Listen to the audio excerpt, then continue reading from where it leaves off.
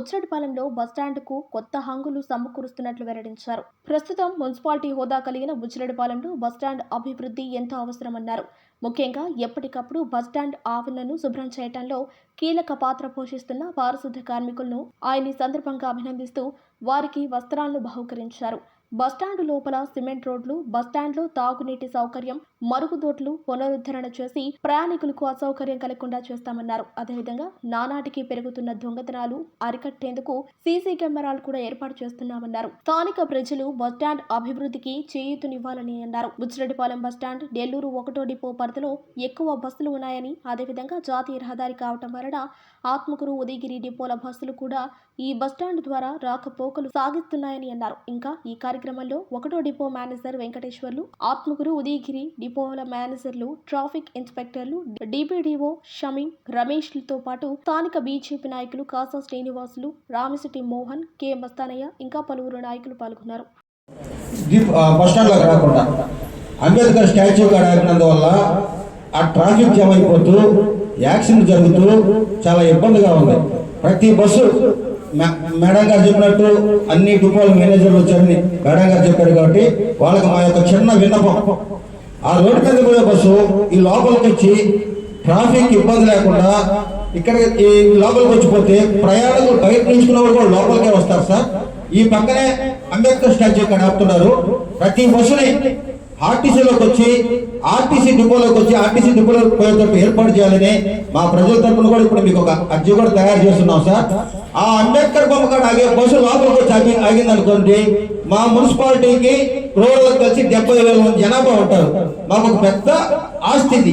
ఈ ఆస్తిని ఈ విధంగా చిన్న చిన్న వాళ్ళు అన్యాక్రాంతం చేయకుండా ఆర్టీసీ బస్ స్టాండ్ అభివృద్ధి చెందేదానికి, ట్రాఫిక్ జామ్ కాకుండా ఉండడానికి, యాక్సిడెంట్ తగ్గేదానికి కూడా ఒక సులువైన మార్గం ఉండదని మా యొక్క విన్నపాన్ని ఇక్కడ కూర్చున్న అధికారులు మా సారు గమనించాలని తెలియజేస్తూ సెలవు తీసుకున్నాను. నమస్కారం.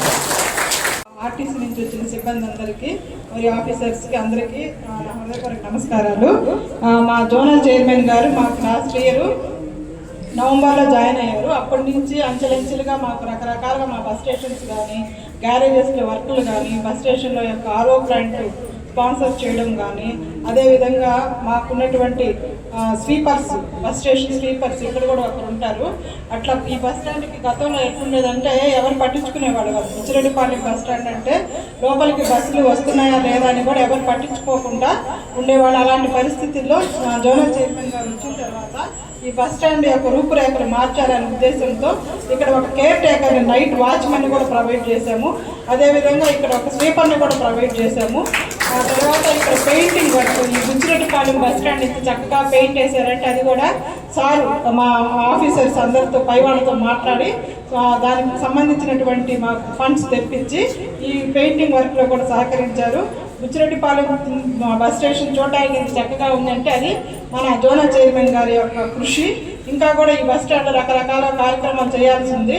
దానికి సంబంధించి ఇక్కడ చైర్స్ మేము ముందు మెయిన్ బస్ స్టేషన్స్ నుంచి కొన్ని చైర్స్ ఉన్న చైర్స్కి పెయింట్ వేయించడము, అదేవిధంగా ఇక్కడ ఫ్యాన్లు ఒకటి 3 రమేష్ రెడ్డి గారు రేపు స్పాన్సర్స్ కింద ఒక 3 రేపు ఇక్కడ ప్రొవైడ్ చేస్తాము.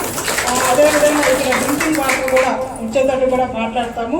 అదేవిధంగా బస్సులన్నీ కూడా మేము ఈ లోపలికి వచ్చేటట్టు ఇప్పుడు మాతో పాటు మా ఉదయగిరి డిఎం గారు, అదేవిధంగా ఆత్మకూరు డిఎం గారు కూడా వచ్చిన్నారు. వాళ్ళ బస్సెస్ నెల్లూరు 1 డిఎం గారు ఉన్నారు కాబట్టి ఈ రూట్లో వెళ్ళేది ఈ డిఎంస్ యొక్క డిపోస్ ఉన్నటువంటి బస్సులు అన్నీ లోపలికి వచ్చేటట్టు కూడా మేము చర్యలు తీసుకుంటాం.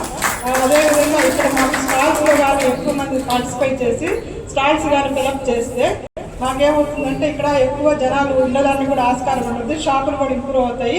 మీకు బస్ స్టేషన్ వాల్యూ కూడా పెరుగుతుంది కాబట్టి మా ఖాళీ ఉన్న స్టాల్స్లో కూడా మీరు వేసుకుంటే ఇప్పుడున్న బుచ్చిరెడ్డిపాలెం వాళ్ళు వేసుకుంటే బిజినెస్ పరంగా కూడా ఇంప్రూవ్ అవుతుంది.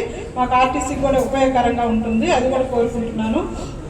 ఇలాంటి కార్యక్రమాలు మా బస్ స్టేషన్స్లో అంటే Nellore region, not only Nellore region, zone అంతా మా చైర్మన్ గారు కండక్ట్ చేశారు. అది సండే అని కూడా కాకుండా మొత్తం వరుస పెట్టి అన్ని పల్నాడు డిస్టిక్ కానీ, అదేవిధంగా గుంటూరు డిస్టిక్, ఒంగోలు మొత్తం తిరిగేశారనమాట. తిరిగి వాళ్ళకి ఈ పారిశుద్ధ్యం అంటే మా స్వీపర్స్ ఉంటారు బస్ స్టాండ్లో, వాళ్ళకి సంబంధించినటువంటి యూనిఫామ్స్, అదేవిధంగా స్వెటర్స్, రెయిన్ కోట్స్, వాళ్ళకి చీరల పంపిణీ అన్నీ అక్కడ కూడా చేశారు. మా నెల్లూరు మున్సిపాలిటీ వాళ్ళు కూడా పిలిపించి మెయిన్ బస్ స్టేషన్స్లో వాళ్ళకు కూడా సన్మానించి వాళ్ళకు కూడా ఇట్లాంటి కార్యక్రమాలు అక్కడ రకరకాలుగా కండక్ట్ చేశారు సార్. ఇక్కడ ఏంటంటే బుచ్చిరెడ్డిపాలెం కూడా ఇంత చక్కగా గుర్తుపెట్టుకొని మిమ్మల్ని అందరినీ ఇక్కడ సన్మానించడం అనేది కూడా సార్ యొక్క మంచి ఉద్దేశము. ఇదేంటంటే మనకి గతంలో గాంధీ గారు చెప్పినవన్నీ సార్ పాటిస్తున్నారనిపిస్తుంది మాకు. ఎందుకంటే క్లీన్గా నీట్గా ఉంటుందో అక్కడే మనం అది కష్టపడే వాళ్ళు ఎవరు అనేది వాళ్ళు గుర్తించడం అనేది చాలా ఇంపార్టెంట్. అలాంటిది మన జోనల్ చైర్మన్ గారి దగ్గర మేము నేర్చుకుంటున్నాము. కాబట్టి ఇదే విధంగా మీరంతా కూడా ఇంకా చక్కగా వర్క్ చేసి మంచి పేరు తీసుకొస్తారని ఆశిస్తున్నాను. Thank you. వండిపో డిఎం గారు వెంకటేశ్వర గారు, అదే రకంగా ఈరోజు మన డిప్యూటీఓ షమీర్ మేడం గారు, డిప్యూటీ సిటిఎం గారు అయినటువంటి రమేష్ గారు, ఆత్మకూరు ఉదయగిరి డిపో మేనేజర్లు, ఇంకా మన ట్రాఫిక్ ఇన్స్పెక్టర్స్ అందరూ ఇక్కడికి రావడం జరిగింది. వేదికను అలంకరించిన బీజేపీ నాయకులు, బుచ్చిరెడ్డిపాలెం పుర ప్రముఖులు, ఈ కార్యక్రమానికి విచ్చేసినటువంటి బుచ్చిరెడ్డిపాలెం పారిశుద్ధ్య కార్మికులందరికీ ముందుగా పేరు పేరున హృదయపూర్వక నమస్కారాలు తెలియజేస్తున్నాం. ఇందాకే మనం అనుకున్నాం, కరోనా టైంలో ఫ్రంట్ లైన్ వారియర్స్ అని చెప్పేసి మనకి ఒక మంచి నామకరణం జరిగింది. యుద్ధంలో సైనికులు ఎట్లనో, బాబు ఎందుకు మాట్లాడతారా అక్కడ ఏంటది, అలాంటి పారిశుద్ధ్య కార్మికులతో నాకు పరిచయం ఉండడం, బుచ్చి బస్టాండ్ని ఇక్కడ చాలా ఇబ్బందికరమైన పరిస్థితులు ఉన్నప్పుడు వాళ్ళని నేను ఇది శుభ్రం చేయండి అని చెప్పినప్పుడు చాలా సంతోషంగా ప్రతిరోజు వాళ్ళు వచ్చి మున్సిపల్ అధికారుల యొక్క సహకారంతో ఈ ప్రాంతం అంతా కూడా పరిశుభ్రం చేయడంలో వాళ్ళందరూ కీలకమైన భాగస్వామి. అందువల్ల ముందుగా గ్రామ ప్రజలుగా అందరూ కూడా మనం కరతాళ వాళ్ళని అభినందన తెలియజేయాలి. మనం ఒక పని చెప్పాం, వాళ్ళు సంతోషంగా చేశారు. మనకి ఒకరికి మీద ఒకరికి గౌరవం ఉండాలి. మనం ఒక మాట చెప్తే వాళ్ళు అంత కష్టపడి చేశారు అన్నప్పుడు వాళ్ళ కష్టాన్ని మనం గౌరవించాలి. అందుకోసంగానే ఇవాళ ఈ చిరు సత్కారం ఏదైతే ఉందో ఉడతా భక్తిగా, ఇదేదో పెద్ద విషయం అని నేను అనుకోవట్లే. మీకు కూడా మా ఆర్టీసీ సంస్థ తరఫున ఒక గౌరవించాలనే ఉద్దేశంతోనే ఇవాళ ఒక దుప్పటి ఒక చీర ఒక్కొక్కరికి ఇవ్వాలనేటువంటిది నేను కాసాసేనకి చెప్పి ఇవాళ వెంటనే ఏర్పాటు చేసుకోవడం జరిగింది. అంటే దీని ఉద్దేశం ఏంటంటే పనిచేసేటువంటి కార్మికులకు శ్రమ ఏదైతే ఉందో ఆ శ్రమని మనం గౌరవించాలి. ఆ ఎవరైతే కష్టం చేస్తున్నారో వాళ్ళని గుర్తించి గౌరవించినప్పుడు ఆ సమాజం కానీ ఆ దేశం కానీ ఆ ప్రాంతం కానీ అభివృద్ధి చెందుతుంది. ఇది మనకి ఈరోజు తెలిసింది కాదు. పూర్వకాలం నుంచి కూడా ఎవరైతే కుటుంబం కోసం పనిచేస్తుంటారో ఆ సంస్థలో కానీ లేదా వ్యవసాయం చేసినప్పుడు కానీ ఈ పండగ సమయంలో కానీ ఏదైనా వచ్చినప్పుడు వాళ్ళ గుడ్డలు పెట్టుకోవడం ఇదంతా ఒక ఆచారం ఉంది మనకి. సో అదే ఆచారం మేము కూడా పాటిస్తున్నాం. ఆర్టీసీకి ఎవరైతే ఉపయోగపడ్డారో అటువంటి కార్మికులకు మేము కూడా ఉడతా భక్తిగా ఇలాంటి చిరు సత్కారం చేస్తున్నామని మరొకసారి మీకు మనవి చేస్తూ ఉన్నాం. ఇకపోతే నా స్వార్థం కూడా ఉంది. ఈరోజు మన అధికారులందరినీ పిలిచారు, మేడంను కూడా పిలిచారు. మేడం పిలవగానే వాళ్ళ 3 ఫ్యాన్లని కుర్చీలని కూడా చెప్పింది. అవి రాకపోతే అవి జరగవు కదా. అలాగే మీకు ఒక 2 డిఎంలు పరిచయం చేస్తాను. ఒక ఆయన బుచ్చే, మన ఊరు, కాకపోతే ఆయన ఉదయగిరిలో పనిచేస్తున్నాడు. ఒకసారి చప్పట్లు కొట్టండి. బుచ్చి వాళ్ళు ఎవరో ఒకరు లేచి ఆయనకు ఒక షాలువా కప్పండి. 10 కాలాల పాటు చల్లగా ఉంటుంది. అందుకోసం కానీ ఈ కార్యక్రమాన్ని అప్పటికప్పుడు అనుకోని యోజన చేయడం జరిగింది. ఒకటి, దీన్ని శుభ్రం చేసినటువంటి మా పారిశుద్ధ్య కార్మికులను అభినందించడం. 2, మా అధికారులందరినీ ఇక్కడికి తీసుకొచ్చి బుచ్చిరెడ్డిపాలెం బస్ స్టాండ్కి ఇంకేదైనా చేయాలనే ఉద్దేశంతో ఇక్కడ రావడం జరిగింది. అయితే మరొక విషయం మీకు ఉంది, బ్రతుకులు కనబడుతున్నాయి. దీనికి 80,000 రూపాయలు శాంక్షన్ అయ్యింది. రేపు మాపో ఇక్కడ పనులు జరుగుతాయి. ఒకటి. రెండోది, మళ్ళా 15 లక్షల రూపాయలు సిమెంట్, వీటికి కావాల్సినటువంటిది ఆల్రెడీ సిసి రోడ్డు ఉంటుంది, అది కూడా 15 లక్షలు ఆల్రెడీ టెండర్ అయిపోయింది. కాబట్టి ఇవన్నీ కూడా అనేక సార్లు మనం ప్రయత్నం చేస్తే అవుతూ ఉన్నాయి. అయితే దీనికి కావాల్సినటువంటిది ఒక పట్టుదల. మన ప్రాంతంలో ఈ బస్ స్టాండ్ ఉండాలి. ఇప్పుడే అడుగుతున్నా మా డిపిటిఓ గారిని, మా డిఎం గారిని, నైట్ హాల్ట్ ఎవరైనా మన ప్రైవేట్ బస్సులు కానీ ఎవరైనా ఒక 3-4 ఇటు ఆపుతారా అని. ఎందుకంటే రాత్రిపూట కూడా బుచ్చి బస్ స్టాండ్ లో సంచరిస్తూ ఉంటే మనుషులు ఉంటే గానీ ఇక్కడ అరాచకమైనటువంటి పనులు జరగకుండా ఉంటాయనే ఉద్దేశంతో నేను అది కూడా సూచన చేస్తున్నాను. అవకాశం ఉంటే అటువంటిది కూడా ఇక్కడ ఏర్పాటు చేస్తాం. ఇక్కడికి వచ్చినటువంటి వాళ్ళు మంచినీటి సౌకర్యం ఖచ్చితంగా ఉండాలి. మంచినీటి సౌకర్యం అంటే దానికి 2 క్యాన్లైనా తెప్పించి దానికి గ్లాస్ పెట్టి వచ్చినటువంటి వాళ్ళు మంచినీటి వ్యవస్థను కూడా మనం ఏర్పాటు చేయాలా, ఫ్యాన్లు వేయాలా, బెంచ్లు వేయాలా. ఇవన్నీ కూడా మనం ఏర్పాటు చేసుకున్నప్పుడు క్రమేపీ ప్రయాణికులు అలవాటు పడతారు. మన వాళ్ళు కూడా అంబేద్కర్ భవన్ దగ్గరనే ఎక్కడ ఆపకుండా లోపలికి వచ్చేటట్టుగా మా ఇద్దరు మిత్రులు ఉదయగిరి, అదే రకంగా మన ఆత్మకూరు డిఎం గారు కానీ, టౌన్ మా డిఎం గారు కానీ వీళ్ళందరూ దృష్టి పెడితేనే ఆ కార్యక్రమం నెరవేరవుతుంది. కాబట్టి మీరందరూ కూడా చిన్న చిన్న విషయాల్లో పట్టుదలగా మనం జాగ్రత్త తీసుకున్నట్టయితే తొందరలోనే బుచ్చి బస్ స్టాండ్కి మంచి రోజులు వస్తాయి. ఇక్కడ ఒక క్యాంటీన్ రావాలా.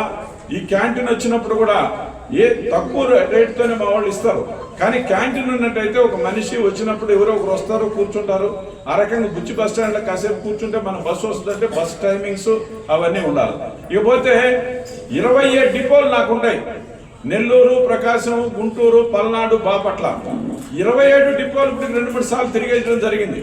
అక్కడ ఉన్నటువంటి డస్ట్బిన్స్ కానీ ఏది కావాలంటే అది మనం ఇస్తూ ఉన్నాం. ఇక్కడ కూడా ఇస్తాం కావాలంటే. అదే రకంగా అక్కడ ఉన్న పారిశుద్ధ్య కార్మికులకి, చిన్న చిన్న ఉద్యోగస్తులకి అందరికి కూడా, అవుట్ సోర్సింగ్ వర్కర్లకి అందరికి కూడా మనం అనేక రకాలైనటువంటి మీరు వేసుకున్నటువంటి డ్రెస్ యాప్రాన్ ఏదైతే ఉందో ఇవన్నీ ఇచ్చాం. అదే రకంగా చలికోట్లు ఇస్తుంటాం, లేకపోతే దుస్తులు ఇస్తాం. రకరకాలుగా వాళ్ళని కూడా కలుపుకుంటూ ఈ యజ్ఞంలో భాగస్వామ్యం చేస్తూ ఉన్నాం. ఇకపోతే నిన్నటి రోజు నాకు కొత్త ప్రయోగానికి మొదలు పెట్టాం. డస్ట్బిన్స్ కార్యక్రమం అయిపోయింది. పారిశుద్ధ్య పనిమిట్లు ఇస్తూ ఉన్నాం. అవి కూడా ఇంకా కొరవ కూడా ఇస్తాం కూడా. చాలా మంది దాతలు కూడా ముందుకు వచ్చారు. మరి లేటెస్ట్ ఏంటంటే ఆర్ఓ ప్లాంట్లు, మంచినీళ్ళు ఏదైతే ఉన్నాయో స్వచ్ఛమైన మంచినీళ్ళు ఇవ్వాలా.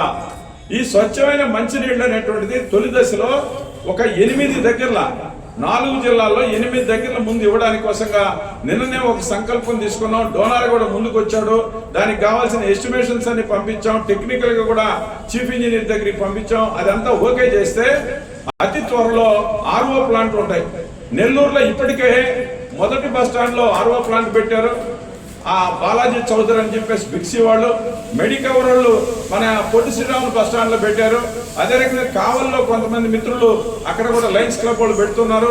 రేపు నెక్స్ట్ దానితో రాపూరు, అదే రకంగా మన ఉదయగిరిలో కూడా 500 లీటర్ల లెక్క వాటర్ ప్లాంట్ శాంక్షన్ అవుతా ఉంది. ఆ రకంగా మనం ఏదైతే అవసరమో అవన్నీ పూర్తి చేసేసుకుంటాం. 27 డిపోల్లో ఆర్ఓ ప్లాంట్లు ఉంటాయి. అదే రకంగా సీసీ కెమెరాలు.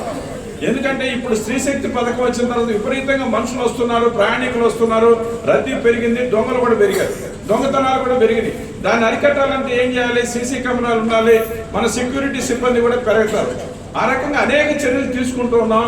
ఆ రకంగా నిన్నటి రోజున కూడా మన ముఖ్యమంత్రి చంద్రబాబు నాయుడు గారు ఆర్టీసీ కార్మికులకు ఒక పెద్ద బహుమతి ఇచ్చాడు. ఎవరైనా సరే ఆర్టీసీ కార్మికులకి ఆరోగ్య విషయం చాలా ఇబ్బంది. మీ పారిశుద్ధ్య కార్మికుల మాదిరిగానే మనం కూడా అనేక రకాల రుగ్మతలకు లోనవుతారు. ఎక్కడో భోజనం చేస్తారు, ఎక్కడో తిరుగుతారు, వాళ్ళ ఇల్లు ఎక్కడో ఉంటుంది, వాళ్ళకి నడువులు కానీ లేదా హార్ట్ ప్రాబ్లం కానీ, కిడ్నీ ప్రాబ్లం, రకరకాల సమస్యలతో చాలా మంది పూర్తి సమయం పనిచేయలేరు. దాంతో వాళ్ళు పనిచేయలేని పరిస్థితి వస్తే వాళ్ళు తీసేస్తాం. అలా కాకుండా నిన్న ముఖ్యమంత్రి గారు మా అందరి విజ్ఞప్తి మేరకు ఆయన చేసిన మంచి పని ఏంటంటే మా ద్వారకా తిరుమలరావు గారు కానీ, మా కృష్ణబాబు గారు ప్రిన్సిపల్ సెక్రటరీస్ కానీ వీళ్ళందరూ కలిసి ఒక మంచి నిర్ణయం తీసుకున్నారు. ఎవరైనా సరే అలాంటి ఆరోగ్యం బాగలేకుండా ఉన్నప్పుడు కూడా వాళ్ళకి వేరే రకమైన ఉద్యోగం మేమైనా చూపించాలి, ప్రభుత్వాన్ని చూపించాలి, లేకపోతే వాళ్ళకి నష్టపరిహారం అన్న ఇవ్వాలనే దానికి నిన్న ప్రభుత్వం అంగీకరించింది. ఇది కూడా చాలా కార్మికులకి అందరికీ ఉపయోగపడేటువంటి విషయం. అందరూ కూడా